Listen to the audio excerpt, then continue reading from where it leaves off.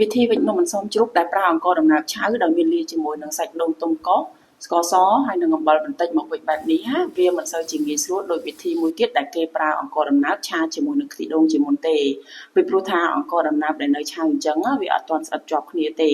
ពេលដែលវេចខ្ចប់វានៅក្នុងស្លឹកចេកបើសិនជាយើងវេចអត់ត្រូវទំនងវាអាចនឹងរេលគ្រាប់អង្ករដំណើបនេះចូលគ្នាជាមួយនឹងសណ្តែកបាយណាដែលធ្វើឲ្យនំអន្សមស្ងោរចេញមកមើលទៅអត់ទំនងគួរចង់ញ៉ាំទេសម្រាប់រសជាតិនំអន្សមវេចតាមវិធីនេះអត់សូវមានអីខុសគ្នាពីនំអន្សមដែលប្រើអង្ករឆាជាមួយនឹងខ្ទិះដូងជាមុនប្រហែលទេសាច់នំស្អិតរមួតដូចគ្នាគ្រាន់តែសាច់នំអន្សមនេះវាមានលក្ខណៈស្ងួតមិនសូវជារលោងដូចនំអន្សមដែលប្រើអង្ករឆាជាមួយនឹងខ្ទិះដូងជាមុនណាអញ្ចឹងហើយតោះបងប្អូនមកមើលពីរបៀបដែលខ្ញុំវេចនំអន្សមនេះទាំងអស់គ្នាជាដំបូងខ្ញុំយកអង្ករដំណើបចំនួន3គីឡូមកដាក់ត្រាំទឹកឲ្យបានរីកគ្រាប់អង្ករជាមុនសិនណាតែមុននឹងយកវាទៅដាក់ត្រាំទឹកខ្ញុំលាងទឹកវាពីបេសាឲ្យបានស្អាតជាមុនសិនទៅ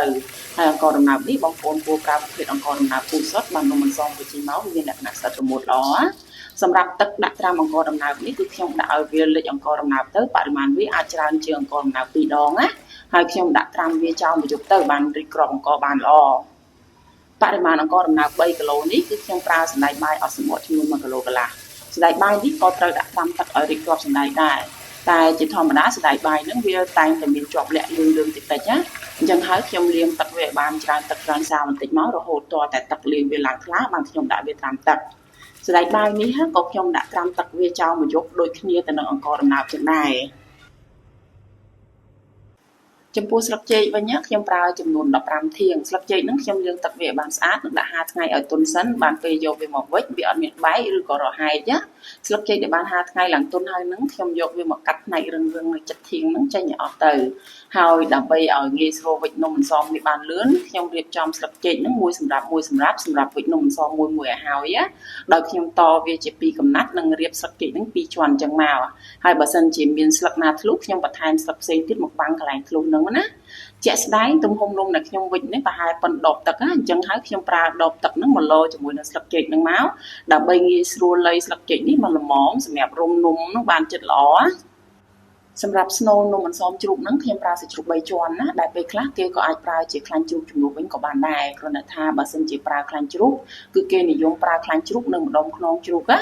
សាច់ជ្រូក3ជាន់ដែលខ្ញុំប្រើហ្នឹងទម្ងន់របស់វា1គីឡូកន្លះខ្ញុំលើយកស្បែកវាចេញអស់មកហើយបន្ទាប់មកទៀតបានខ្ញុំហាន់វាជាចម្រៀកសម្រាប់ចម្រៀកសាច់ជ្រូក3ជាន់ហ្នឹងគឺខ្ញុំលៃឲ្យប្រវែងមកល្មមសម្រាប់ស្នូលនំមួយដែលទម្ងន់វាមួយហ្នឹងប្រហែលជាលើកន្លះខាំបន្តិចសាច់ជ្រូក3ជាន់ដែលបានហាន់ជាចម្រៀកហើយហ្នឹងខ្ញុំយកវាមកប្រឡាក់ជាមួយនឹងគ្រឿងទេសបន្ថែមទៀតដោយខ្ញុំមានប្រើដូចជាអំបិលចំនួនកន្លះស្លាបព្រាបាយស្ករសចំនួន2ស្លាបព្រាបាយម្រេចម៉ដ្ឋចំនួនកន្លះស្លាបព្រាបាយម្សៅស៊ុបចំនួន1ស្លាបព្រាបាយទឹកស៊ីអ៊ីវចំនួន2ស្លាបព្រាបាយហើយនិងប្រេងខ្យងចំនួន2ស្លាបព្រាបាយ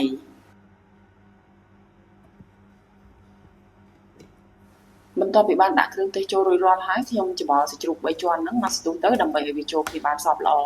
សាច់ជ្រូក3ជាន់ដែលទៅតែប្រឡាក់គ្រឿងហើយថ្មីនេះអត់ទាន់អាចប្រើយកមកវេចនំអន្សមជ្រូកបានភ្លាមទេណាវាអត់ទាន់ចូលជាតិដល់ខាងក្នុងល្អទេសាច់ជ្រូក3ជាន់ហ្នឹងគឺត្រូវផ្អាប់ទុកយ៉ាងហោចណាស់ក៏4-5ម៉ោងឬក៏មួយយប់សិនក៏បានដែរហើយសម្រាប់ការផ្អាប់សាច់ជ្រូកនេះបងប្អូនគួរទុកវានៅក្នុងទូទឹកកកទៅដើម្បីកុំឲ្យវាអន់សាច់ណាចំណែកឯដូងវិញខ្ញុំប្រើដូងទុំចំនួន2ផ្លែដូងទុំអញ្ចឹងពេលខ្លះវាមានដុះកាពីងដូងតែវាអត់ជាបញ្ហាទេកាពីងដូងហ្នឹងយើងអាចញ៉ាំវាបានវានៅតូចប៉ុណ្ណឹងសាច់វានៅណែនល្មមមកឆ្ងាញ់ណាដូងនេះខ្ញុំកោសវាជាសរសៃមកដើម្បីយកសាច់វាមកប្រើការកោសដូងដោយដៃអញ្ចឹងវារៀងចំណាយពេលរៀងយូរអាហ្នឹងគឺដោយសារតែដូងហ្នឹងខ្ញុំមានស្រាប់ខ្ញុំអត់បានទិញគេណាក៏ប៉ុន្តែបើសិនជាបងប្អូនអត់មានដូងខ្លួនឯងទេបងប្អូនគង់តែទិញគេដដែលបងប្អូនគួរទិញសាច់ដូងដែលគេកោសស្រាប់ទៅវាលឿនជាងណាហើយសាច់ដូងប្រើយកមកលាយជាមួយនឹងអង្ករដំណើបសម្រាប់វេចនំអន្សមអញ្ចឹងណាបងប្អូនកុំកោសឲ្យដល់ត្រឡោកដូងពេកណាសាច់ដូងនៅកន្លែងហ្នឹងវាមើលទៅឃើញខ្មៅអត់សូវទំនងសម្រាប់ធ្វើនំទេដូង2ផ្លែហ្នឹងខ្ញុំកោសបានសាច់ដូងប្រហែលជា6ខាំណាឥឡូវនេះក៏លេចមកមើលសណ្តែកបាយដែលខ្ញុំបានដាក់ត្រាំទឹកមួយយប់ឃើញថាគ្រាប់សណ្តែកហ្នឹងរីកគ្រាប់បានល្អហើយខ្ញុំយកវាមកលាងទឹកឲ្យបានស្អាតឲ្យអស់ក្លិនទៅពីព្រោះជាធម្មតាសណ្តែកបាយនេះកាលណាយើងដាក់ត្រាំទឹកចោលមួយយប់វាតែងតែមានធំក្លិនឈ្ងុយតិចតិចណាអញ្ចឹងហើយខ្ញុំលាងវាឆ្លាញ់ទឹកច្រើនតាមមករហូតទាល់តែទឹកលាងវាឡើងថ្លាល្អបានខ្ញុំស្រង់វាដាក់កញ្ច្រែងហើយខ្ញុំទុកវាឲ្យស្រក់ទឹកចេញអស់សិនមកបានអាចយកវាមកប្រើការបានណាហើយចំពោះអង្ករដំណើបដែលបានដាក់ត្រាំទឹកមួយយប់នេះឃើញថាគ្រាប់អង្ករដំណើបក៏រីកគ្រាប់មកល្មមហើយដែរ អង្គដំណើបនេះក៏ដូចជាសណ្តែកបាយដែរកាលណាយើងដាក់ត្រាំទឹកចោលយូរអញ្ចឹងវាតែងតែមានទុំក្លិនបន្តិចណាចឹងហើយខ្ញុំយកវាមកលាងទឹកឲ្យបានស្អាតដែរមកដល់ខ្ញុំលាងវារហូតដល់ទឹកលាងវានឹងវាស្អាតបន្តិចណាបន្ទាប់មកទៀតបានខ្ញុំស្រង់វាដាក់ចូលទៅក្នុងកញ្ច្រែងនិងទុកវាចោលមួយសន្ទុះទៅឲ្យវាស្រក់ទឹកចេញមកអស់សិនណា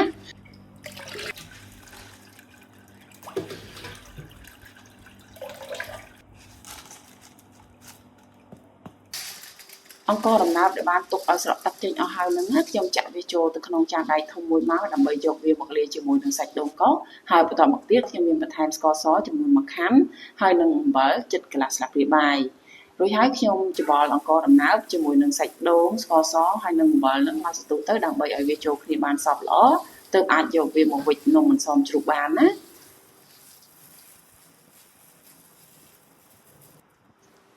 នេះគឺជាខ្សែកាចៅដែលខ្ញុំប្រើសម្រាប់យកមកចងនំអន្សមជ្រូកនេះខ្សែកាចៅហ្នឹងគឺខ្ញុំដាក់ត្រាំទឹកវាជាមុនទៅបានវាទន់ងាយស្រួលចងណា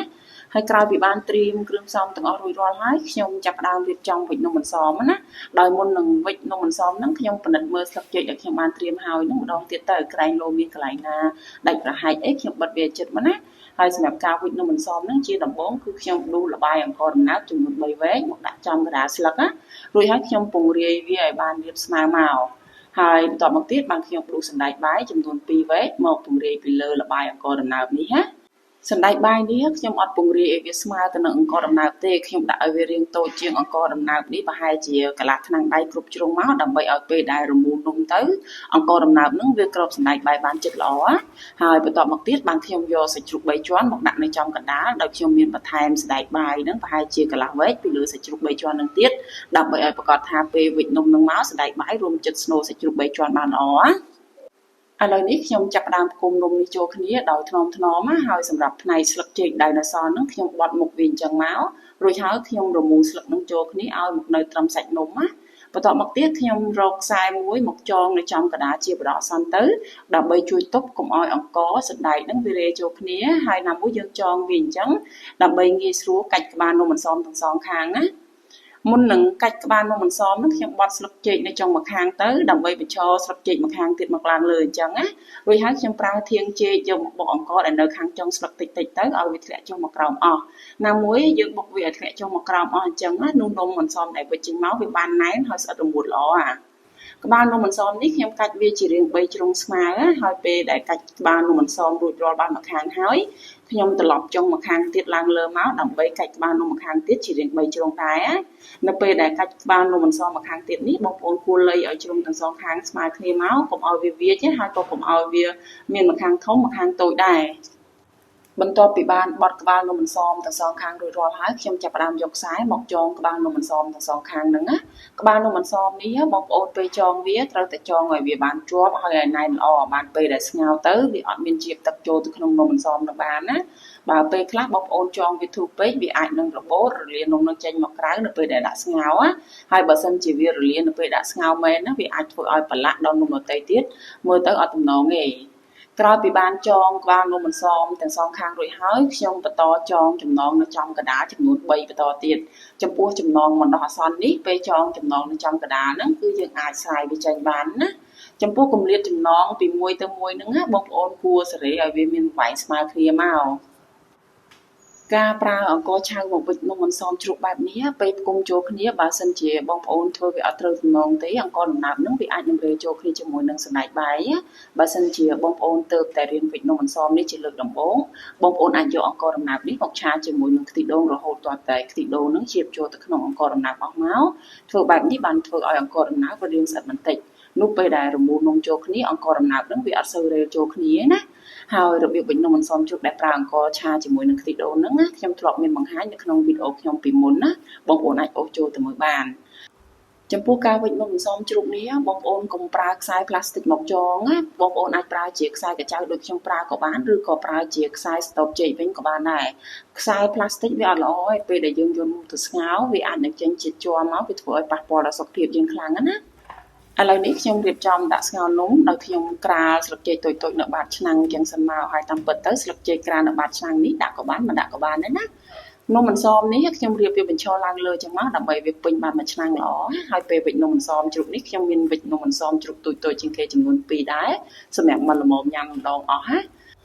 បន្ទាប់ពីបានរៀបនំអន្សមជ្រូកចូលឆ្នាំងរួចរាល់ហើយបានខ្ញុំចាក់ទឹកចូលណាហើយសម្រាប់ទឹកនឹងដែរបងប្អូនត្រូវលៃយ៉ាងម៉េចឲ្យលិចនំអន្សមជ្រូកនឹងបាននំអន្សមស្ងោរចេញមកវាបានឆ្អិនស្មើសព្វល្អការស្ងោរនំអន្សមនេះគឺខ្ញុំប្រើពេលប្រហែលជា5ទៅ6ម៉ោងបានសាច់ជ្រូក3ជាន់ឡើងផុយសណ្តែកបាយឡើងរមួតហើយចំណែកឯអង្ករដំណើបវិញឡើងស្អិតល្អនំអន្សមជ្រូកដែលបានស្ងោរឆ្អិនហើយនឹងខ្ញុំស្រង់វាចេញមកហើយខ្ញុំយកវាមកជ្រលក់នៅក្នុងទឹកត្រជាក់បន្តិចទៅបានខ្ញុំយកវាមកសម្ដិលឲ្យវាត្រជាក់ការដែលជ្រលក់នំអន្សមជ្រូកនៅក្នុងទឹកត្រជាក់បែបនេះចាស់ៗគាត់ប្រាប់ថាទុកទៅវាអត់ឆាប់អូមណា